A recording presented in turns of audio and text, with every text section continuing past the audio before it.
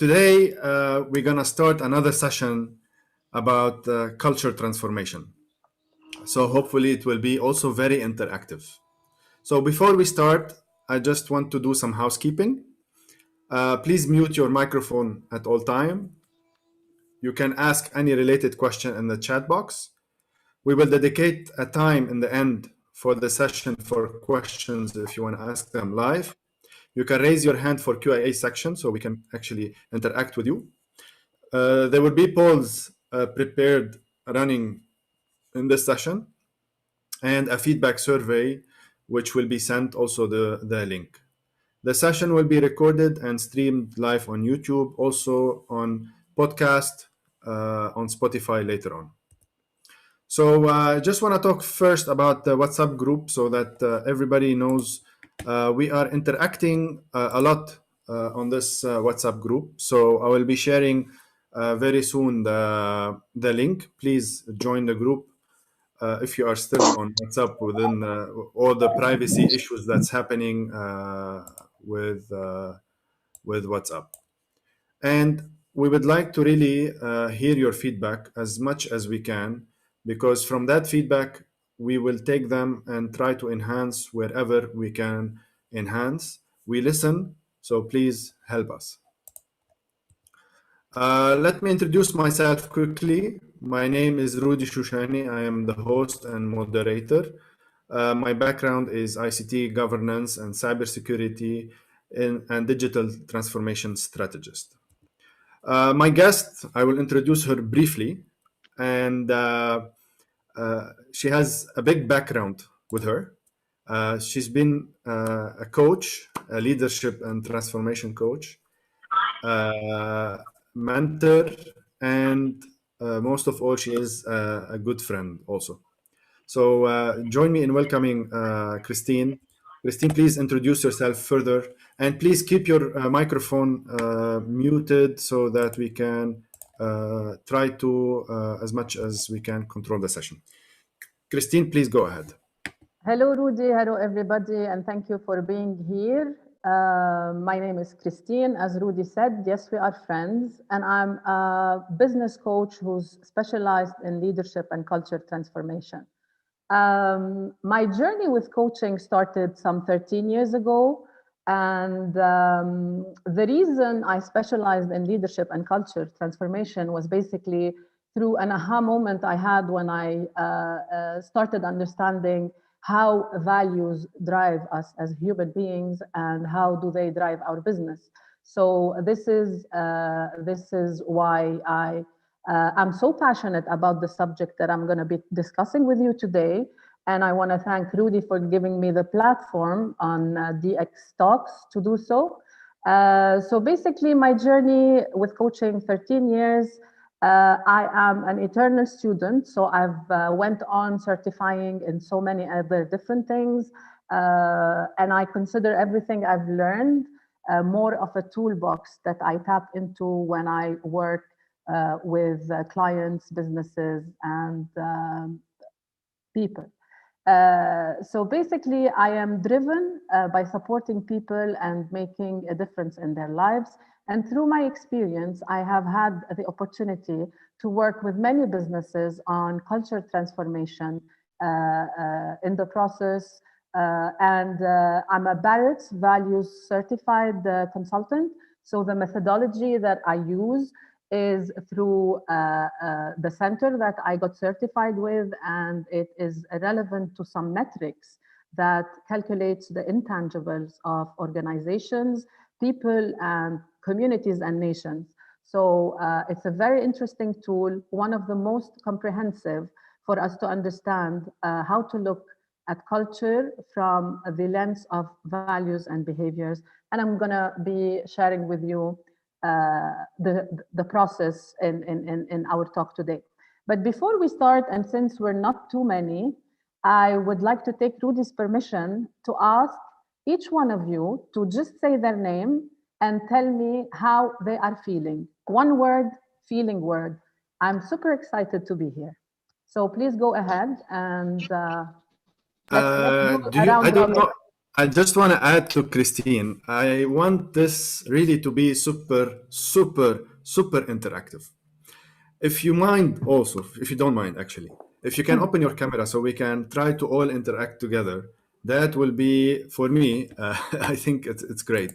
So answering Christine's question, let's all try to give some support to her if you can. It's up to you. If you're in your pajamas, it's okay. I'm also in my pajama. So don't worry. So let's go ahead. And I will also announce something before we continue. Thank you, Rana, for opening your camera. Hi. I'm finalizing my book about leadership. Actually, it's more about entrepreneurial spirits. Thank you, Rula, for opening the camera, and thank you, Antoine, also. And the title of the upcoming book, which hopefully by the end of March, thank you, Alberto. It will be about ruling the world in my pajamas. Thank you, Antoine. So this is it's the second time I actually announced it, but I didn't announce it first here. So it's about ruling the world in my pajamas. It's about the experience that I have gained during the COVID time in the last almost 10 months now. So, okay, going back to Christine. I'm so Christine, happy. what was your question so Yeah. that people can. Okay. I'm so happy. I'm so happy to see your faces, and it's the whole idea is to beat this social distancing phase we are going through. So actually, having the opportunity to look each others in the face and have a real conversation is what culture is all about. And since our subject is culture, I'm going to be more imposing than Rudy and request you please to open your camera unless really you cannot. So we can really have a humanized conversation rather than just me, delivering some valuable, and I hope they will be valuable information and practical steps without and missing on the human factor of us being human being and not human doings, and emotional beings rather than thinking beings. So this was the whole intention behind my first question. And I'm going to say it again. Could you please introduce yourself and one feeling that you have right now? I'm ready to take. I'm ready to jump in. One feeling, Rudy Shoushany. I'm super happy. How's that? Okay, I go next. My name is Alberto Osuji. I'm from Nigeria. Nigeria is somewhere in Africa, West Africa. I'm super excited to be here, and I feel awesome. Thank you. Amazing. Thank you, Alberto. Welcome. Thank you. Any volunteer? Yes, of course. I'm Rana Nasser. I'm a design manager, and just like عليهم, يعني I'm like full energy عليهم, pyjama or not pyjama. That's the spirit. That's the spirit.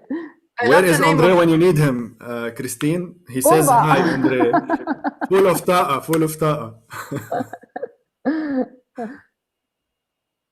So, I'm Antoine Naim, VP and CTO in Guardia Systems, and I'm excited and looking forward for a great 2021, a lot better than 2020. Hopefully.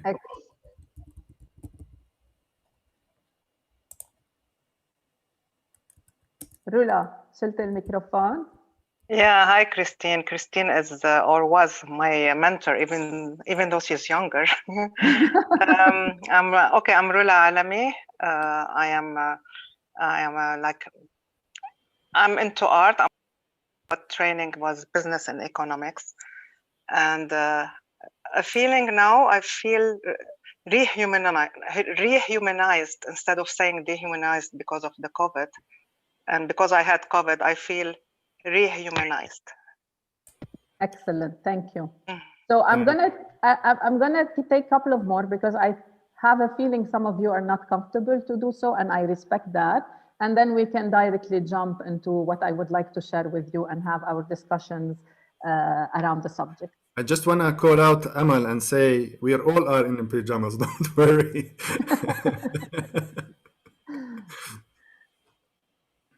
Okay. Okay, so basically, thank you for those who shared, and we understand why others didn't. And I would like to start our conversation today around speaking about facts. And what are the facts that Can you reshare, please? Do you mind? you disabled my Yes, yes. sharing? Can you reshare now? Okay, there you go. Is it clear now on the screen? Yes, yes. Just full Okay. screen, please. Yes, okay. So basically, we're going to share some facts that I know most of you know. Change is the only constant. There are always opportunities in every crisis. Digitization is no longer a choice. Transformation is the only way forward. Innovation, agility, adaptability, and resilience are not only buzzwords, they are values that deliver in turbulent times. And when I speak values, I speak culture. And humanizing the organization requires us to identify the sweet spot between the digital and the human element. Can we run the first poll, Rudy, Sure, please? sure. Okay, and it is running. So please do answer it because we will be actually interacting on this poll. So there's a pop-up on your screen now that supposedly is there for you to answer one of the 4 questions. There was so many other, of course, questions, but we picked the top 4 so we can.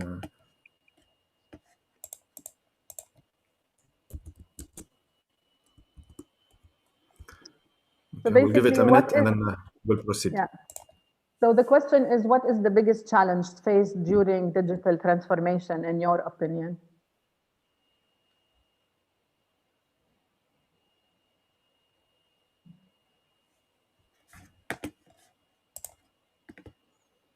Okay, we have 70%, 75%.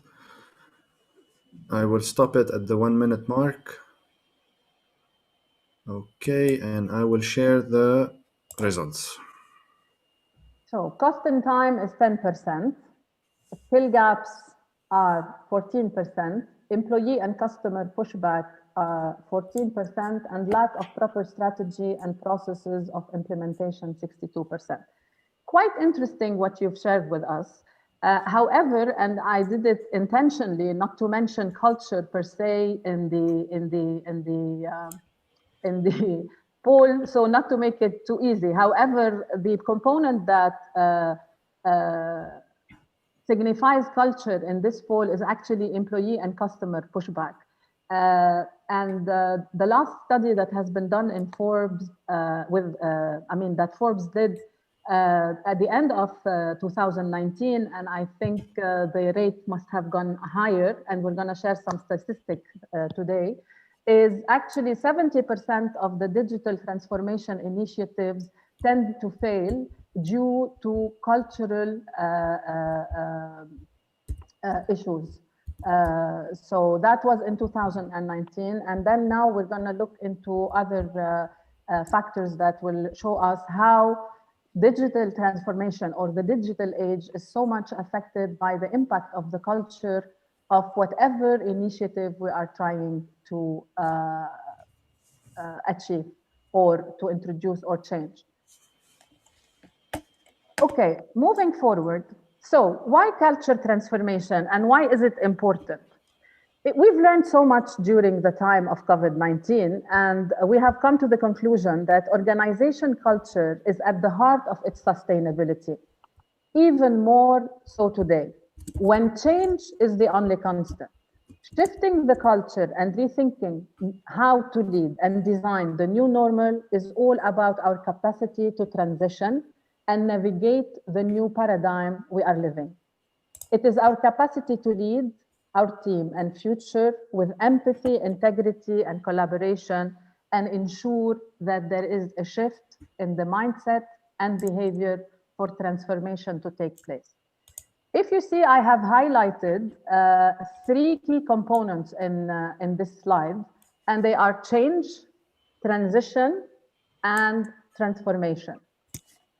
And what is the difference between the 3 is quite really interesting in supporting the transformation take place. Change is what happens. Okay. Sorry, please, في حدا Rudy? Okay, it's muted. Yeah, okay. I'm trying to mute. Okay.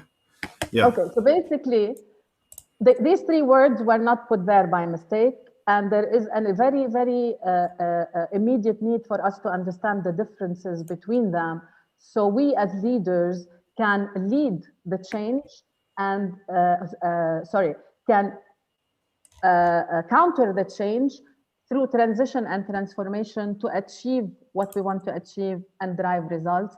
And we'll go through them more into details moving forward. I'm going to keep removing my screen and putting it back because I'd like to see you, and I'd like to talk, I'd like to see people when I'm sharing. So basically, this is about culture. Now, another, I don't know if I want to call it a definition or maybe a conclusion about digital transformation. Is the following. Digital transformation is less about revolutionary technology than it is about changing the way you work. It's a mindset shift that hinges not only on digital capabilities, but on the adoption of those digital capabilities by the end users, employees, customers. It's all about a human element. I would like to see how many of you agree with this statement, and how important do you think the human element is? And if you can type in the chat to tell me what you think, I would be grateful. So, moving backward to the first slide that I shared with you that discusses change, transition, and transformation when it comes to culture and to support transformation of any initiative, and in the digital world specifically, there are 2 words that were also mentioned there that I did not highlight, and I'd like to link to this slide. There was the mindset and the behavior. So a lot of the transformation is hindered by the mindset and the lack of our capacity to change the behavior collectively within an organization for us to be able to achieve the change or the transformation.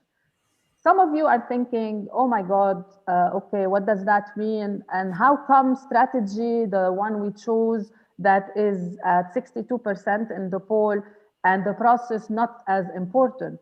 Yes, they are important, but they will be less important in the sense when people are not ready to accept, to embrace, and to take action on the whole change. And again, moving forward, we're going to be talking deeper how these things link together.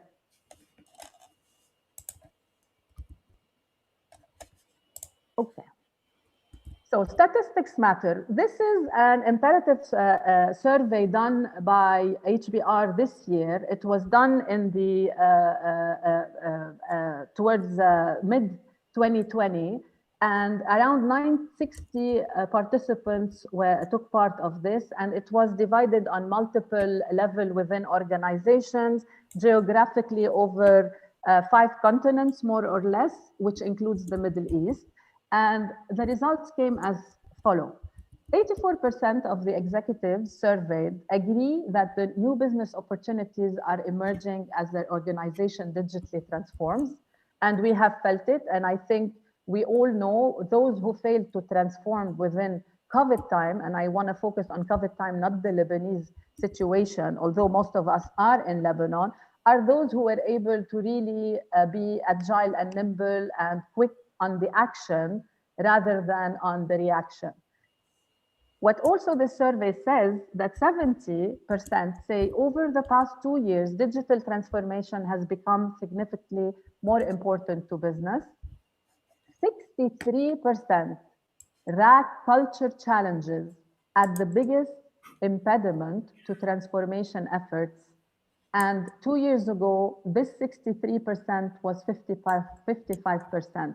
And this is a very alarming indication that tells us that with social distancing, where we require more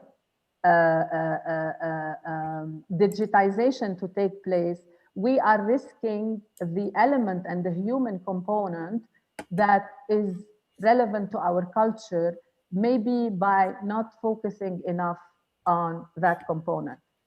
And the last thing that they shared with us was 20% rate their company's digital transformation efforts as effective, which means there is a high level of lack of effectiveness within this period when it comes to digital transformation, and it's directly relevant and correlated to culture, the cultural aspect. Christine, I don't want to stop you, but Ashraf is making a statement. Yes, Organization scorecard, people management, and innovation culture is the collective thinking which has to be privileged to make the decision become whatever it wants to become. Yeah. It's a very good insight. Moving forward, we're going to be also discussing what are the key values within an organization to empower digital transformation, and how do they differ from one organization to another. And definitely innovation is at the heart of anything we're doing. And I remember there was a post by, I think his name, I know who it is, Amir Saab, and I'm going to mention him. He asked a very interesting question on LinkedIn, and the question was, what do you think drives the other, innovation or change? So looking at it from COVID perspective, what I shared with him is, in normal times, innovation drives change, but in crisis times, it's change that drives innovation. And it's really, really key for us to remain relevant to the market and remain sustainable. So yes, totally agree. Okay, thank you, Christine, and thank you. We'll have also not a comment. Thank you, Ashraf. But Alberto, earlier when you asked the question, he mentioned human element is key. Yes. So I think we're turning today on that aspect a lot, and we will be turning on that aspect a lot. And this is where Christine will be giving more data. I have shared my contact and Christine contact over LinkedIn if you want to network at any time. And if you want, also please do share yours so we can also follow each other, so we can network all together. Christine, all yours. Yeah. Okay. So success remains elusive for many companies. Transformation requires multifaceted efforts encompassing, and it's not only about culture change. Our topic is about culture change, of course, but it's also we have to acknowledge what are other factors, and these are things that showed up in the survey as well. So culture change, business process modernization, targeted technology investment. But one of those pillars requires special attention, and these were the findings. Culture change remains much harder to assess. Organizations will need to prioritize the development of metrics in this area to keep the digital transformation efforts on track. Two things come to my mind here. Yes, I understand why it's difficult and why people avoid it, because it's energy consuming, time consuming, touchy-feely, and I've just put you to a little test at the beginning of our session today by asking you, could you please tell me how you feel? And out of 28 people, I think we got 4 or 5, Rudy. 5 answers. So again, this I understand why especially in times like these and in crisis, why people try to run away from the culture transformation aspect. However, it has been proving that companies who were able to transform actually or remain relevant and sustainable are those with the most adaptive innovative cultures originally. So again, this is one thing we have to always keep in mind. It is hard or it's a long process, but we have to do it. But when we do it properly and with the right metrics, I'm going back to see what was the second thing. I have good news for you because there are metrics already that calculates the intangibles of a company and assesses culture, assesses leaderships, and provides a lot of lenses of data that we can use in order to fast track the transformation of the culture as well as the digital transformation. And I'm going to take you very quickly through the process. Our session today is not to talk about the tool, it's more about the whole thing and why it's important. So please, at any time, I'm loving the fact that people are sending comments. Rudy, I need your help to see if there are any questions. I can stop at any time to for any intervention from you. For now, you can proceed. I just want to tell our YouTube also users or followers actually that you can also ask your questions there and on Facebook and on Twitter. So we are collecting all of these. Please, let it be interactive as much as we can. The more interactive, the more all we benefit, and the more all we, I think, are involved into this for our benefits. Rudy, could we run the second poll, please? Sure. Here we go. For info, the second poll is compounded into 2 questions. Okay, so each one is a question, and hold on. Here we go.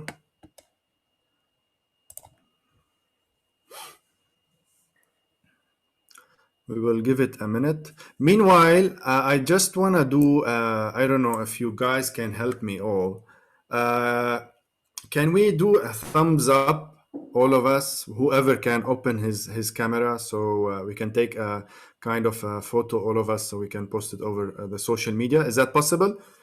To ask everybody to open his camera and thumbs up? Here we go. We have 4, 5, 6, 7, 8, 9. Hi, Mazen. 10, 11. Oh, this is beautiful. Double thumbs up then. So thumbs up, camera, feelings, no camera. Yeah, you have emoji in there, so if you don't want to open, just thumbs up. Thank you a lot. Okay, so the 1 minute is over. Let me stop the survey and share the result. All right. Here we go. Excellent. So, okay, if your answer was yes, was the term. Excellent. It's really interesting to hear from you some of experiences you had relevant to what made your transformation successful. Okay, we're gonna come back to that later. Okay, so basically, this hires the level of conversation, and I like that. Okay. Let's talk about some more metrics, and this time these are metrics that have been done by the Value Center themselves. In May, the Barrett Value Center decided to assess the transformation in the culture based on the COVID impact all over the world. So they have opened their center for free for people to go in and log their experience as far as culture is concerned within their companies and organizations of how the COVID impact, I'm going to say again, impacted their culture. And what we see here is that more than 2,500 participants showed that there has been a transformation within the period of 6 weeks that normally would take anybody, any organization, 5 to 7 years to achieve. because as I said, transformation is a lengthy process and it's a journey. So this by itself is amazing. And our role now, and I see that most of you has been successful on the digital transformations they have launched within their organization. The most important is how to make this sustainable, because sometimes it comes from a place of need and a place of countering something, but how do we make it sustainable when we take into consideration the human aspect of the organization? So what else has been shown within this assessment is the following. There has been a shift from control and command, okay, to adaptability and inclusion, from performance to people, from hierarchy to working together or collaboration. In the desired aspect, and now when I take you further into the process of especially the Barrett's Value Center, you will see what desired culture is to move towards continuous learning, more agility, adaptability, and caring about people. And coming back to the to innovation, building innovation, agile, adaptive cultures to move from social distancing to digital proximity. So again, it's how your culture is able to counter the social distancing, because even remote work, people were talking about remote work and an agenda for 2025. It happened overnight. Everything happened overnight. The world as we know it changed and we had to adapt. And thanks God, we as human beings are very adaptive and very creative and very innovative. So how do we build on this opportunity, I'm going to call it, to create sustainability?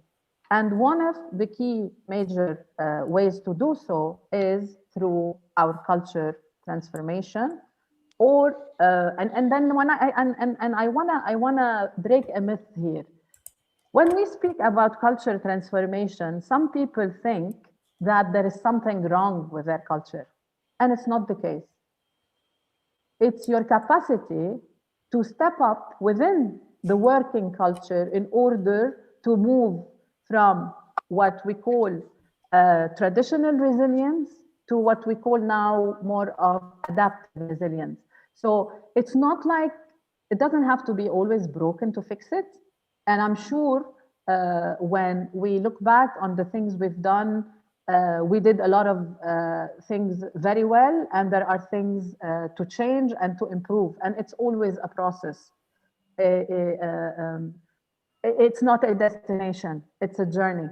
And if you think about culture from the human aspect, and if some of you are familiar with the team dynamics model of Tucker, forming, norming, storming, performing, this is a very dynamic process, and it's taking place all the time. So revisiting your culture from time to time, especially in times like these of change, is always necessary, even when you're doing the right thing.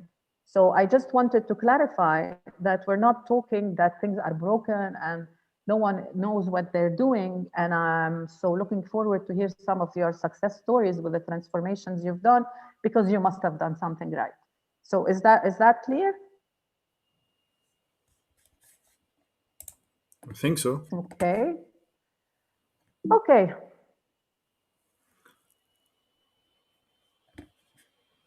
And why is this not working? Yes. Okay. So this is just to give you an idea of the things we look at when we assess a culture, to see what to see the process and how we can tackle it from a values perspectives and the values that could support the digital transformation. So you are looking at an organizational values plot. 205 people took part of this assessment. And without going into any technical aspects of it, what I want you to see is, or to understand, is what we calculate when we look at this metrics. And remember that metrics are very important for us to measure progress. So the first thing we look at when we do these assessments are the collective value system of an organization, okay? The second lens that we have is the current culture, values, and behavior that are pushing the company. And if you look at this plot, you would see some white dots, and we're going to talk about these white dots in a while. And then the third thing we look at is the desired culture. Okay, so from one assessment, we are able to look at the three lenses that I spoke about.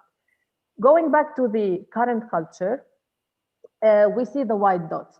Most of the time, when we are assessing culture, what we miss to assess is the limiting factors or the dysfunctions that are hindering performance.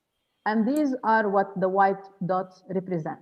So if I'm talking about digital transformation, I need to look back at my culture and to see and understand currently now, what are the limiting factors or what are the potentially, and I would say potentially with a big P, limiting factors that could be hindering this performance. This, through the metrics, could be calculated in a percentage, but this does not mean that if we're not using the metrics, we cannot calculate it. So if I were to ask you, and I want to either see you typing or maybe sharing through your voice, what do you think could be possible limiting values within an organization? And I'm going to link it to digital transformation that could hinder digital transformation. Values, behaviors. What could you think of?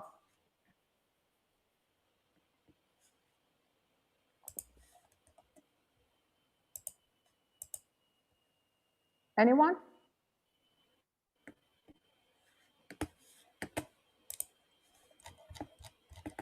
No idea?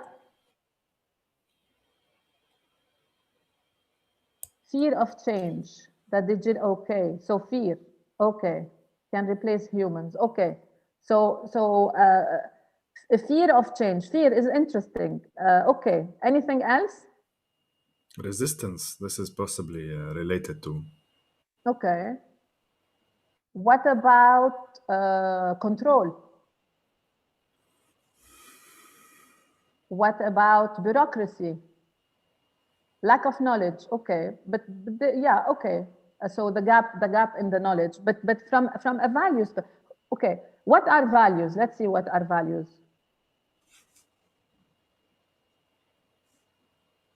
Values are the drivers. So if I'm talking about, who can share with me their company values?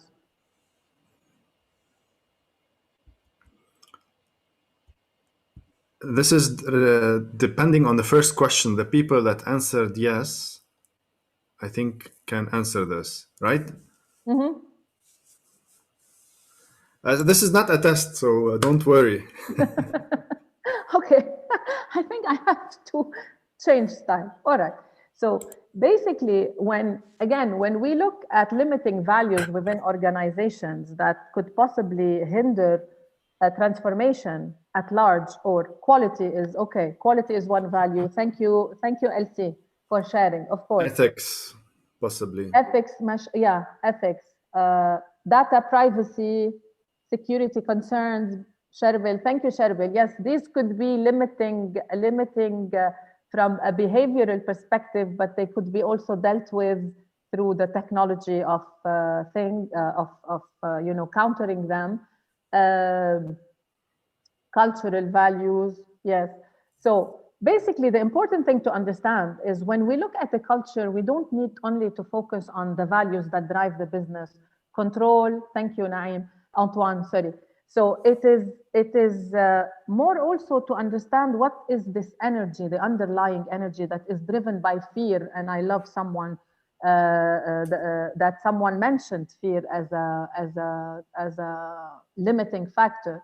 So we are able to look at these things and work with them in order to fast track the digital transformation that we want to achieve. And now we're going to talk more about the values that really drives digital transformation and how to look at them.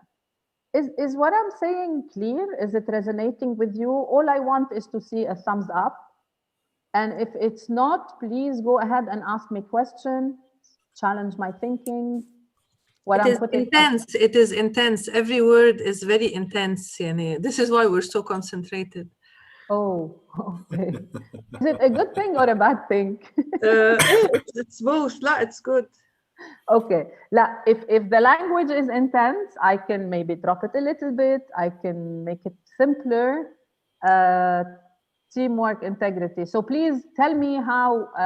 I just need things to resonate. Okay. And مثل ما قال Rudy, it's not a test. I always try to make my sessions interactive. And if you just want to be on the receiving end, I'm more than happy to proceed the way. But anytime you feel I need to change something, I'm here. Let me know. Okay.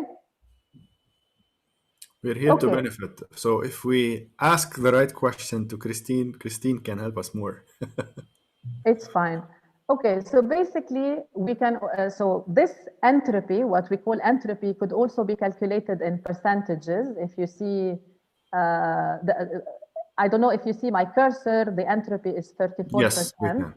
And then we look at the desired culture, and then we can see what values are we asking for to counter the entropy, in the sense, what are the values بنسميهم antidotes. مثل هيدا بالسسبنس موفيز بالفيكشن موفيز بيعطوا إبرة بكبوا فيروس and then they come back with the antidote to fix it. So these are all things that we collect from the people who are working with us to understand at a deeper level how they view the culture, what's important for them, and what they see we need for us to move forward in order to achieve the culture transformation. Okay? We're going to talk very quickly about 3 principles in business, and these are the principles in business that were put by the Barrett's Value Center in 1995. And it goes like this, and they are becoming more and more relevant these days. So culture capital is the new frontier of competitive advantage. Your culture is one of the key competitive advantage that is difficult to copy. Organizational transformation only begins with the personal transformation of the leader. Measurements matter, so do the right system and process. So if we cannot measure it, we cannot manage it. And if we don't have the right system and process, we cannot reach there. Which brings me back to why you all, most of you, I said that it's about the strategy and the process, which is 100% true. But there is one extra layer or couple of layers beneath that we need to dig into to really get to the root cause of what is not working, understand at the root cause what is working and what drives these people to access their discretionary energy or motivation. Okay? Christine, I have a question. Okay, I'm gonna say it, but I'm gonna possibly change it a little bit. Yes. Someone is asking from YouTube, how about religion? This is Hussam from Jordan. Yes. Maybe religion could be under the diversity challenges or diversity values, having, especially this will work outside or in a more Western. Okay, we do have such a thing, but for example, Dubai would be more, or UAE, that has more diversion in their workforce or in their, so this could be part of it also, the diversification of the cultures.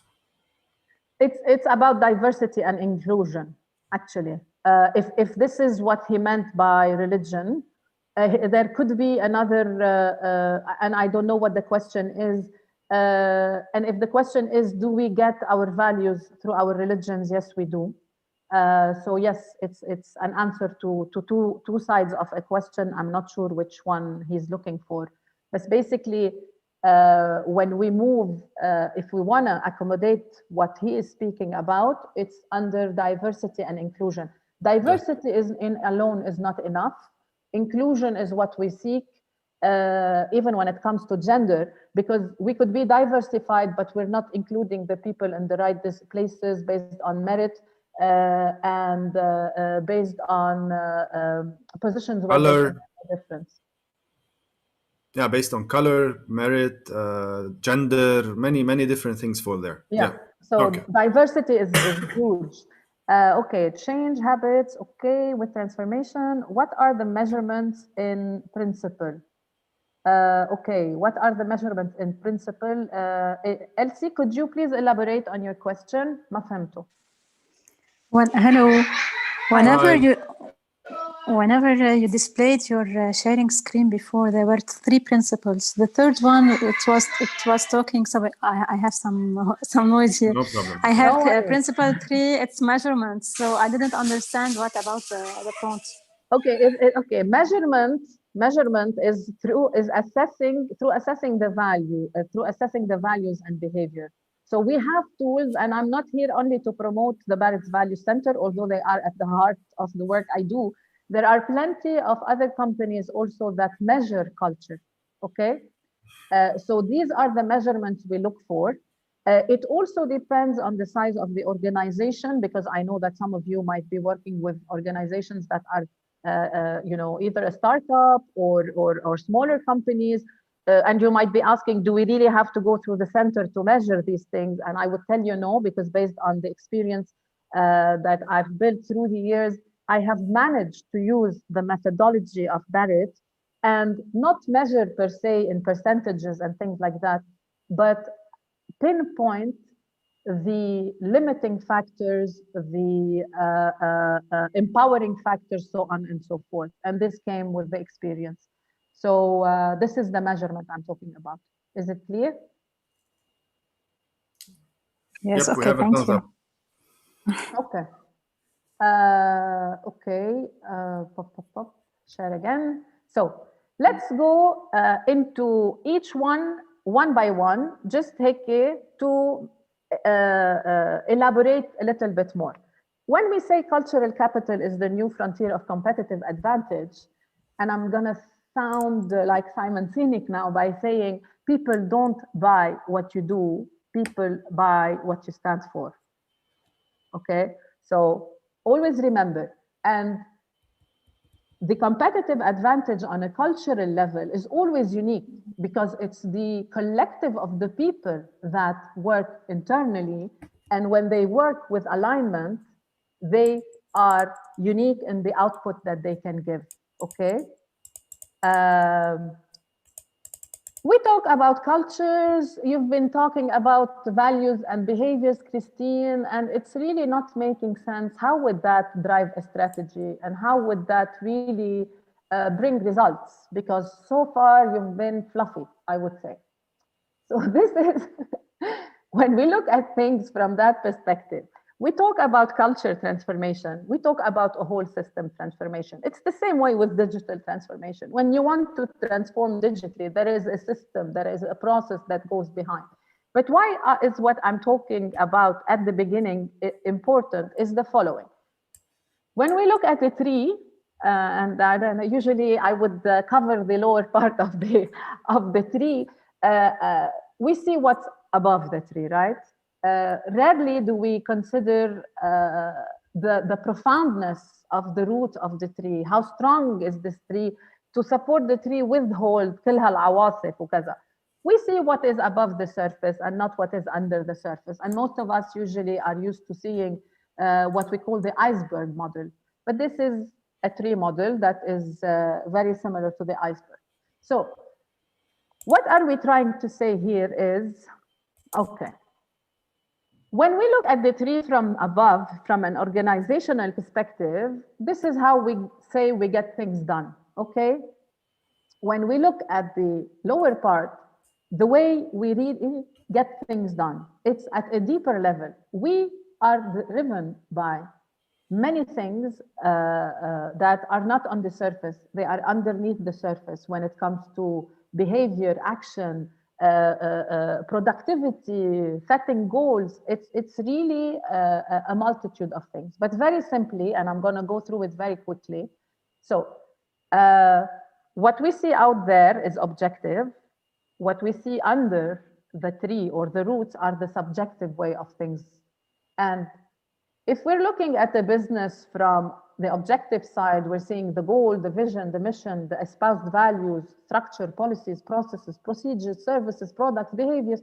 كل هيدول, this is what you see. بتطلعوا بهيدول وبتقولوا there is something that is not working. Something is not working here. بس مش عم بقدر حط اصبعي عليها. How many of you have had this feeling? بتطلعوا بالتيم تبعكم او بالشركه تبعكم في شيء مش ماشي بس ما عم بعرف شو. Subjectively, it's the driving force of the behavior and everything we see above. So it's the emotion, it's the feeling, it's the belief. عم نحكي عن ideas, historic patterns, lived values. Okay, our espoused values could be something on the wall, looking good, sounding good, but we're not living them because they don't represent us. So how can we create this alignment? So it's also subjective, is about unconscious beliefs, assumptions, perceptions, and I'm not gonna go through the list. I'm gonna take you back to the first slide I shared with you when we spoke about change, transition, and transformation. You remember? Christine, for the sake of time, 10 minutes so we can start concluding. Yes, yes. Okay, so basically we're looking at change is what's happening on the surface and outside of us. Transition is the subjective part. Change is about rational, it's objective. Subjective is transition and it's emotional. And when we put together emotional and rational, we are able to create behavioral change, and this is what we want. Looking at the alignment, we would say that individual values align with the collective, okay? Individual behaviors align with the group. The personal alignment will create a mission alignment and also cultural alignment, internally and externally. So we have ways to work with all of this data and move forward. The second principle is about organizational transformation starts with the leadership. It's about the leadership are the people who infuse the most into the culture of the company. So going back to the point, if they are all about digital transformation because this is what they need to do and they are not convinced, this will also affect the process. If we look at companies from the perspective of values, you can see that limiting values are a hindering energy that will stop us from achieving, but also how the values of leaderships also affect the transformation or affect the culture. So looking at this leader per se with so many limiting values, and I look at the company results, I would see that it is affecting. The last principle is the measurement, and I think we spoke about it. So when we measure the culture, we're looking at who the people are, what is working, what is not working, as well as what are the values and behaviors that we need in order for us to boost performance. Okay? So this is a very quick wrap up about how we look at the culture from a deeper perspective in order to revisit and look at what we've done, what worked, what are the obstacles, so we can have a culture that supports more transformation than it does hold it back. If I want to ask you, and very quickly, what are the values in your opinion that drive digital transformation that are required by a company? We spoke about innovation. What other possible values do you think are needed for that?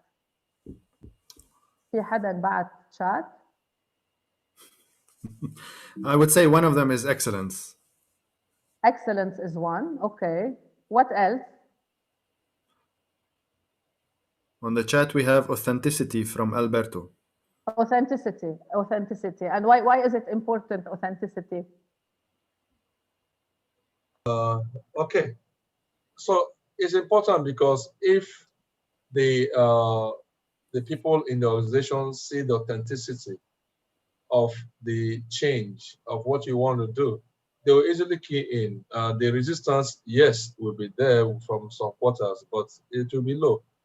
It's better managing the lower resistance, genuine resistance, than 90% of the guys are just on the resistance path.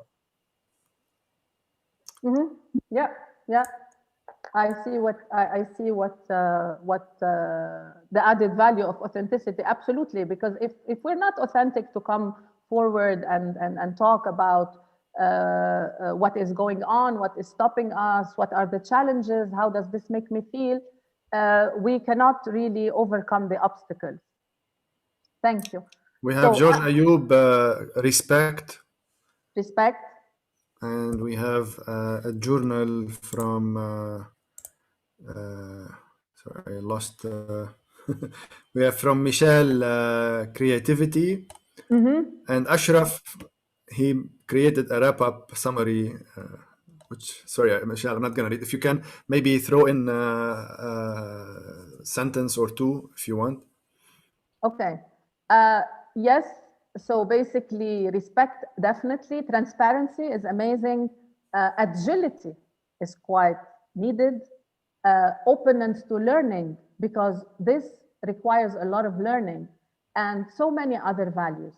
And why am I looking at it from a values perspective? Because these are the values that we want to instill in our team to drive the culture in the sense of supporting the culture transformation.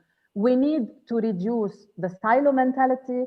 We need to reduce the silos within an organization, and actually to create an open, more of what a startup could look like. And the thing with transformation, whether it's digital or cultural or any kind of transfer, the bigger the company, the harder the process becomes. And I want to share with you, just for the sake of practicality, there has been a case study that I went over because when I was preparing for our talk today, and it's the case study of the DBS Bank. And she was talking about how the digital transformation was supported by certain cultural transformation they applied within the bank in order to create sustainability and really achieve their vision of becoming the #1 bank. I forgot exactly what was it, but she speaks about first of all, changing our culture to a startup culture, being agile, focusing relentlessly on the customer experiment with agile workplace. We created Joy Space, enabling our employees to work in squads. Yani, what happened is they have created what we call the spirit of entrepreneurship. When we are transforming at any level, direction is really, really important, because we need to go where we're going together. Understanding the compelling reason of this transformation and why we need it at all levels of the company is really important. But direction is not in the sense of owning the decision as a leader of what and how it's going on. It's our capacity of a leader to give accountability and responsibility and enough space to introduce what we call the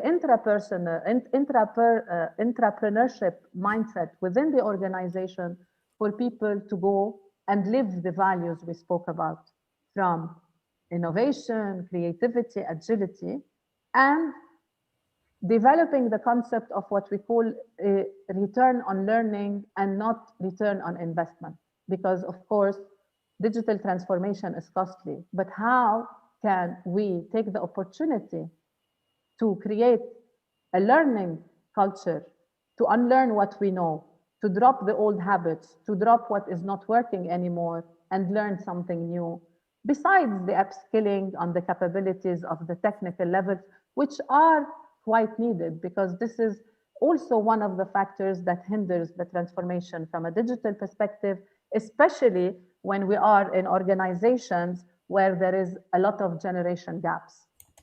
The other thing that we also look at from a values perspective is, or a cultural perspective when transformation is needed, is also how do we transform the culture of our customers?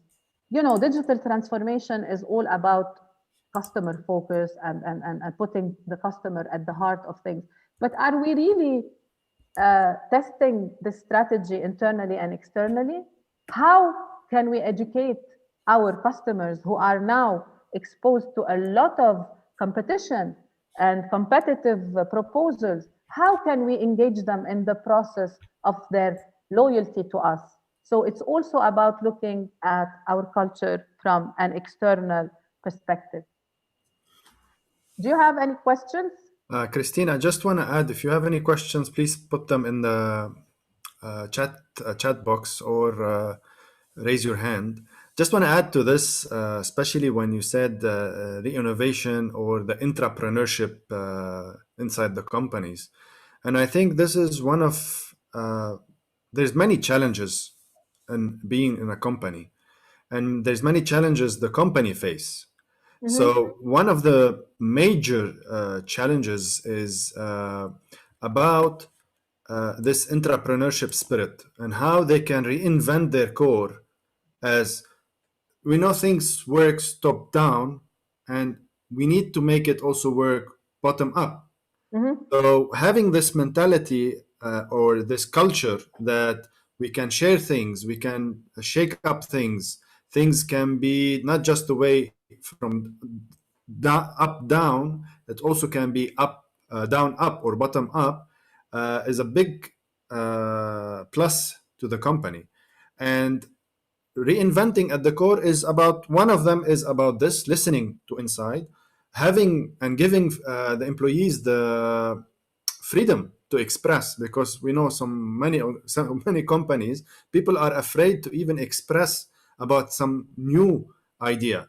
And this is where the management or the senior leadership needs to change, and especially now in that digital age.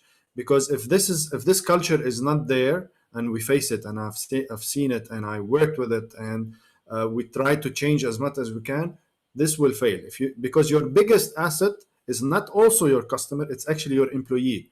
If you make your employee technically happy, he will be servicing that happy customer. Or customer centricity is a must, especially today. What does customer centricity also means is data. And exactly. This is where I just wanted to add some more about the topic. Thank you for the intervention. Actually, it's spot on. So basically, again, creating that culture internally is really, really important. And one of the major important things is communication. And again, our role as leaders is to lead on these things, to create the safe space for everybody to come and interact, but also through a structured process that will get us there. Now, I'm going to share with you just how we look at it from a process approach. So we look at key components. When we talk about culture transformation, we need to have buy-in from the top. We need to identify the people that will lead on this culture transformation. And these people are the first to transform within the process, communicating a compelling reason for the transformation, and also not only working with one level of the company, it's taking and cascading the whole project down. And I'm going to share with you an example now. And of course, again, communication. The role of a leader is to actually create direction, but also to create direction on the level of the vision, on the goals we want to achieve. They have to be bold, but they also have to be flexible. Strengthening alignment on the level of cultivating and engaging and innovation through shared values and vision.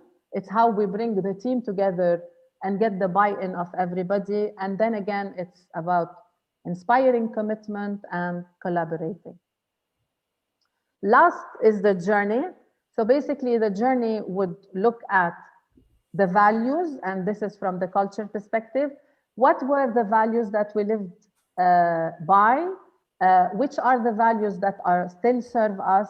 What are the values that is hindering the transformation?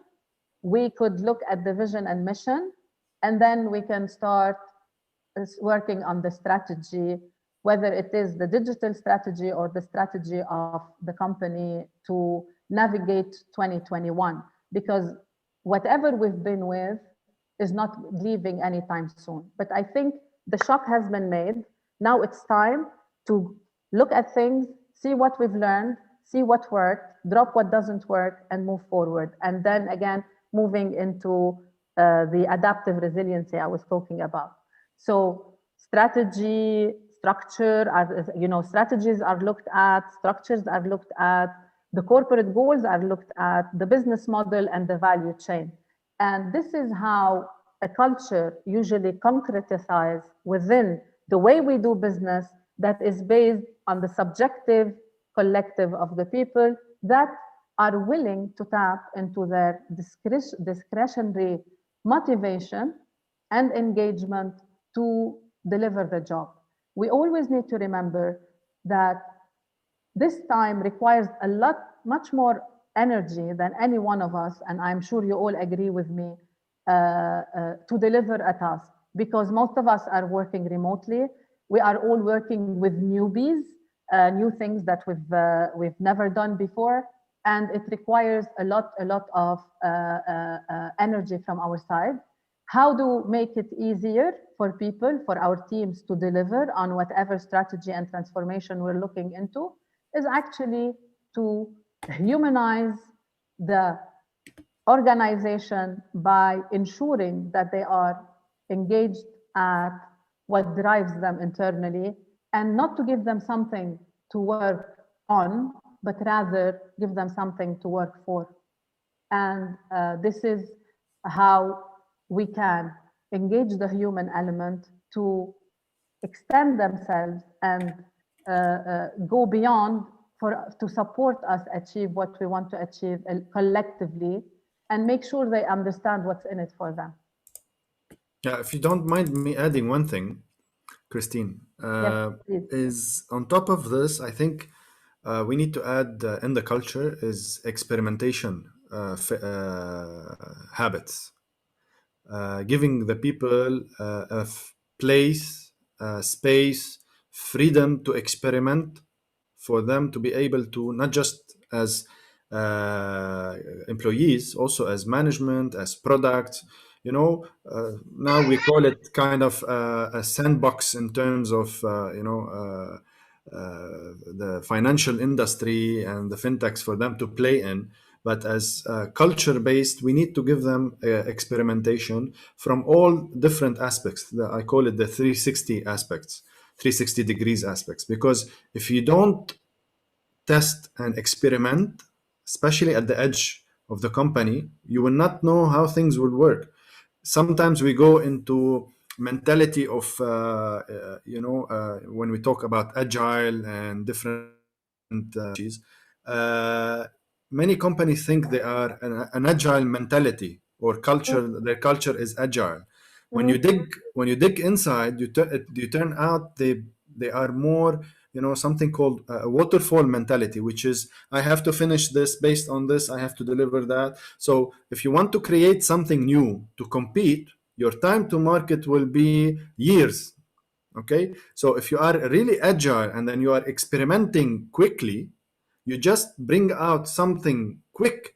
Maybe the market will not like it, maybe you will not like it, but that's why it's called something called MVP, most valuable product. Or you need to create something, at least test it. Maybe you've worked on it for 2 years, 3 years, 4 years, and then when you launch it, it's not ready for the customers, for the end user. You haven't joined them, they were not accepted, and then this whole venture will fail. Actually, coming back to the case study of DBS, they speak a lot about experimentation, and one of the key things that I loved is they have developed, they have introduced through their learning and development department, they spoke about turning their bank into a startup mindset, and they started running them hackathons and internally, yes, so they can experiment. And on top of this, and I think now this was before COVID, it's a bit far reached, unless they're really making good money and it's the market for them to grow. They used to pay their employees to participate in these. So everyone who took a course would be paid $500.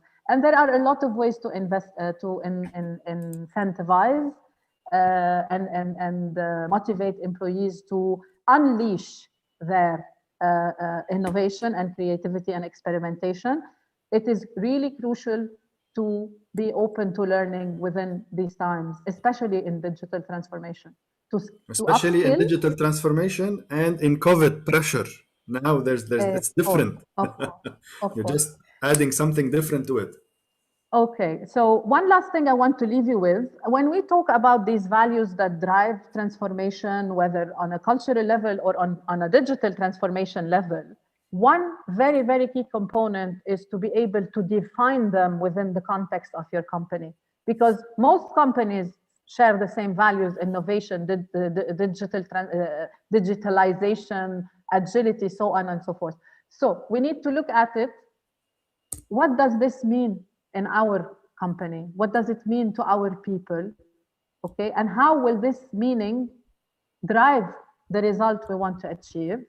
And once we have defined it, we can break it down into behaviors of how we want to live this value within the organization. So we have KPIs, not only on the strategy and the deliverables of the objectives or the strategic intent, but also on how we live the culture internally to support this digital transformation. So this is the last thing I wanted to share with you. And I understand that we've covered a lot of material in such a short time. Thank you for your attention. And please, anyone who would like to ask a question, please go ahead. But I would like to hear a couple of stories, if you may, from those companies, or if you work through a company that went through this digital transformation and succeeded. Any common factors from what we've discussed, or anything you've done we did not cover, so we can all learn from you? Alberto, keep your hands up. We'll get back to you, okay? Just give us a couple of minutes and then we'll get back to your question. If you have an intervention about this question also, please.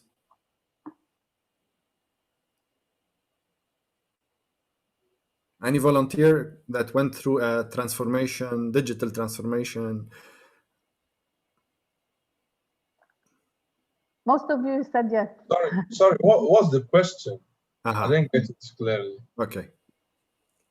Okay, so the question is, could you share your own experience at the level of digital transformation?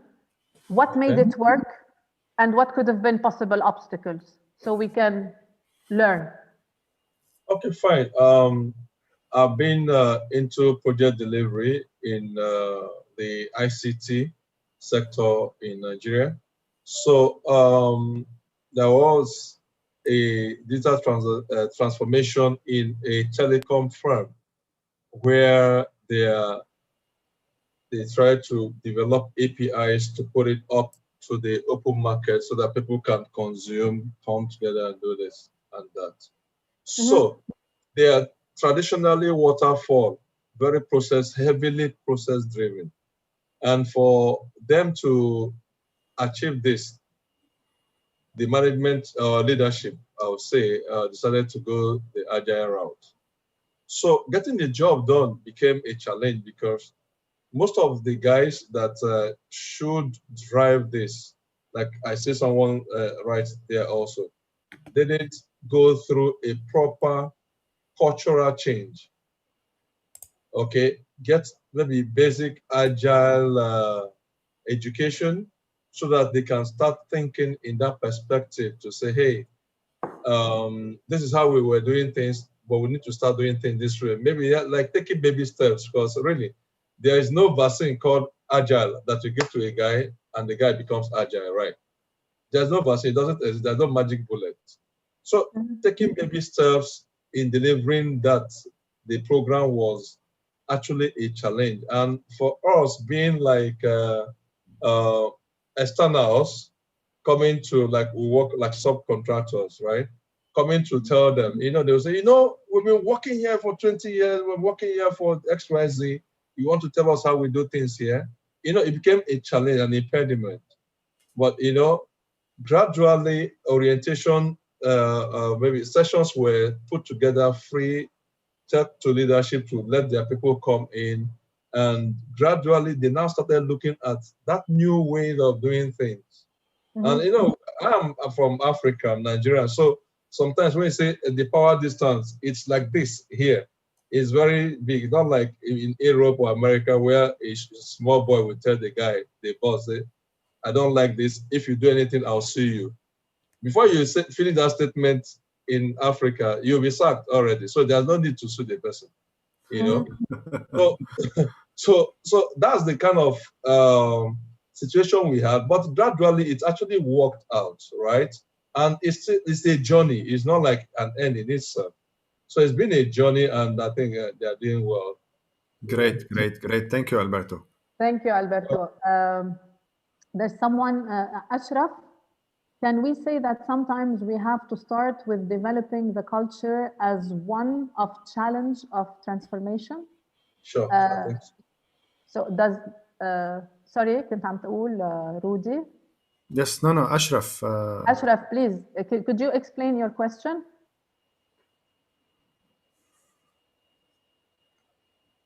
Can you open your microphone, Ashraf? Is it possible?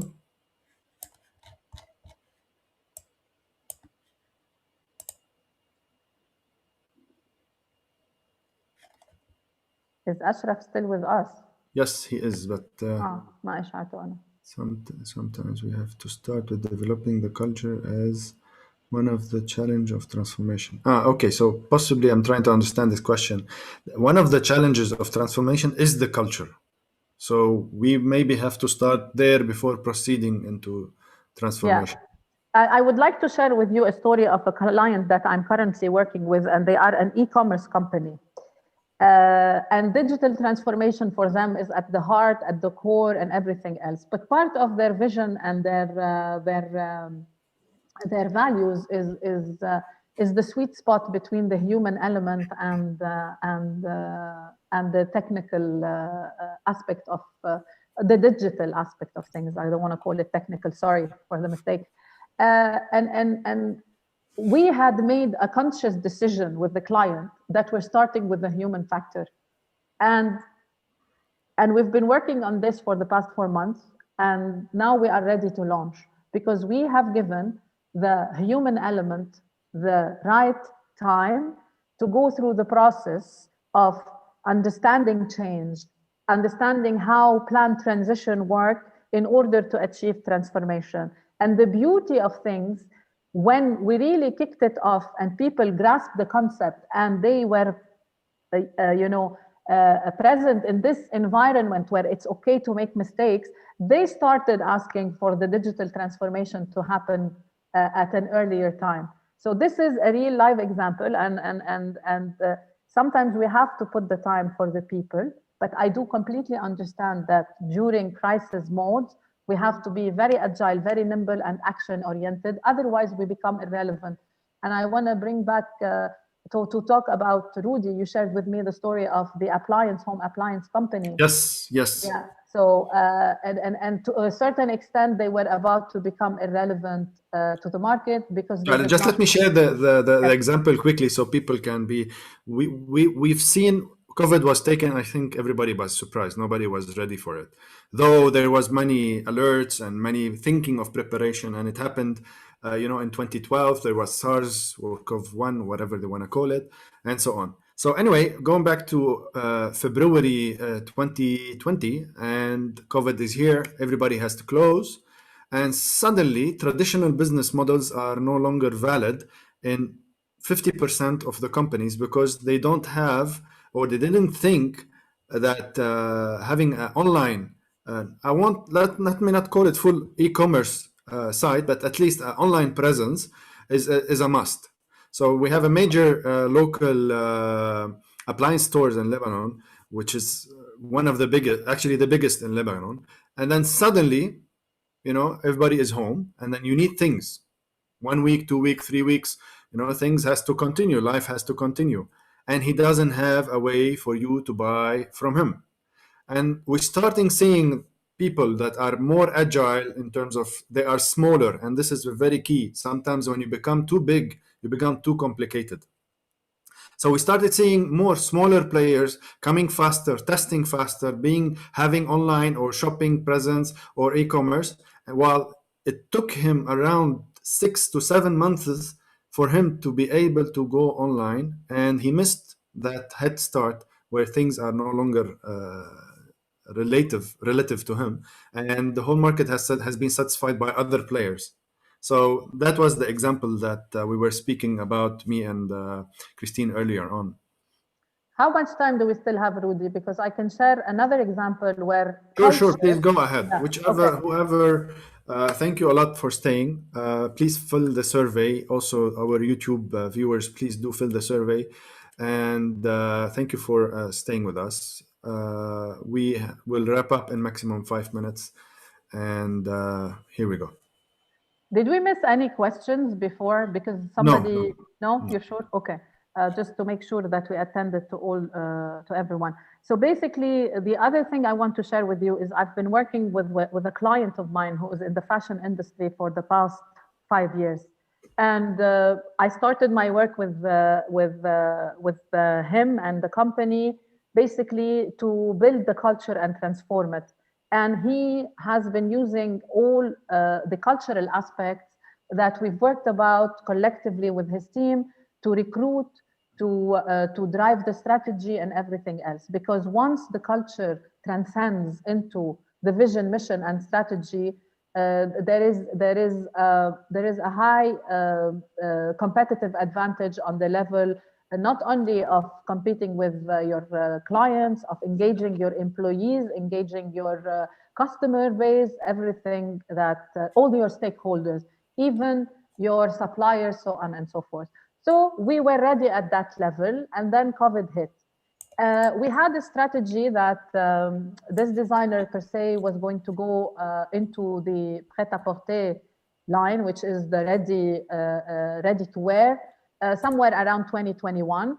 But because he had all the foundations and the culture that supported him, he was able to do the transition, not only to to come up with a new ready-to-wear line, but also to go online with an online shop automatically. Within a month, he was able to revamp his website, do an online shop, and start promoting it.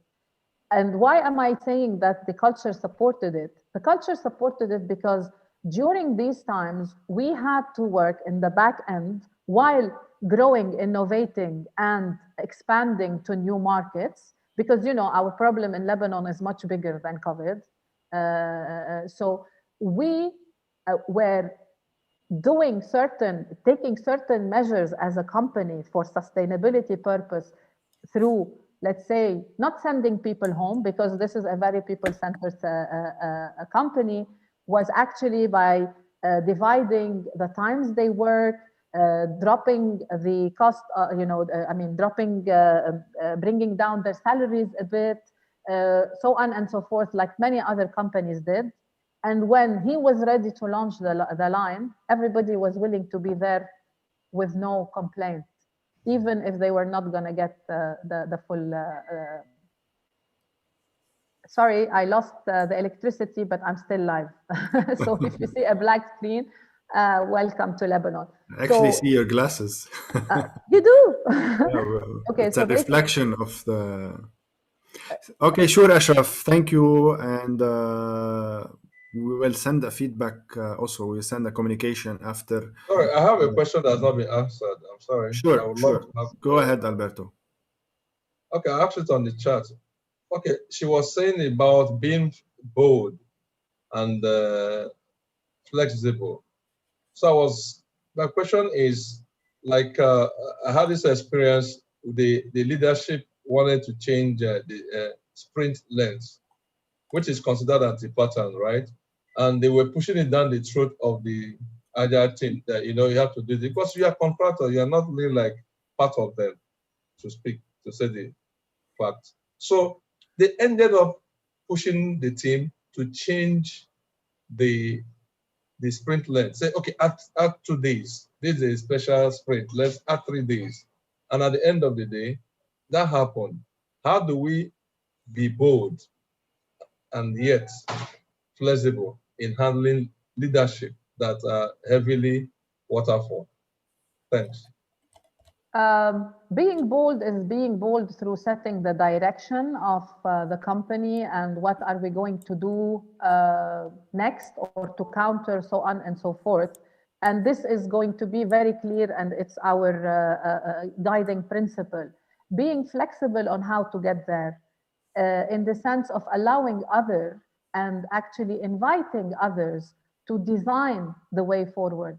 So people they feel not only engaged, but they feel that their opinion matters. And leaders these days need to understand that they don't have it all. They don't have all the answers. And most of the leaders that were successful during these company period to lead their companies were those who came and said, you know what, this is where we want to go, but I don't know how to get there. Please take me. You know better than me in this. You know better than me in this. I don't know if this answers your question. It's flexible on the way, maybe not flexible on the destination.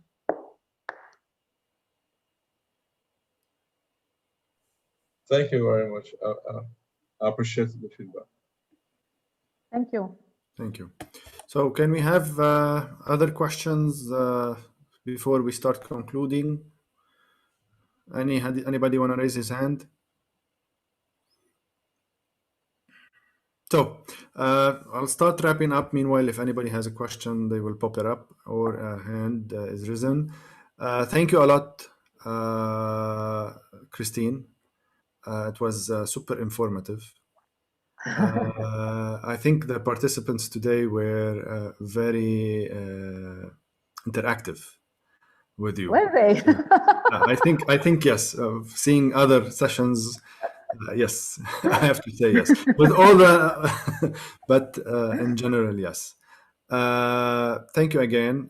See you soon. And if you have any last comment, meanwhile. Yeah, my comment is thank you for your time, and please do reach out to me, not as a coach, as a consultant, if you need to understand a bit deeper, and if you want me to share some of the studies that I used for the presentation today, I'm more than happy to send them to Rudy, and Rudy can share them with you.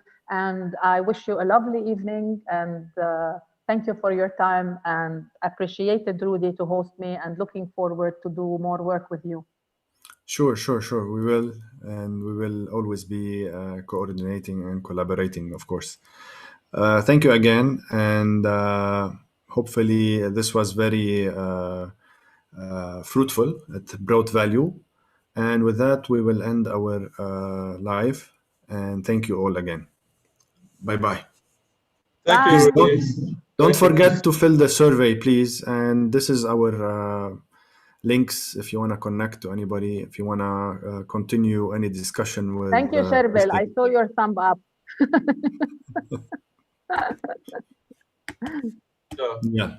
Bye-bye. Have a good day and a great week. And stay safe, please. Yes. Thank you, guys. Thank you. Bye-bye. Nice one.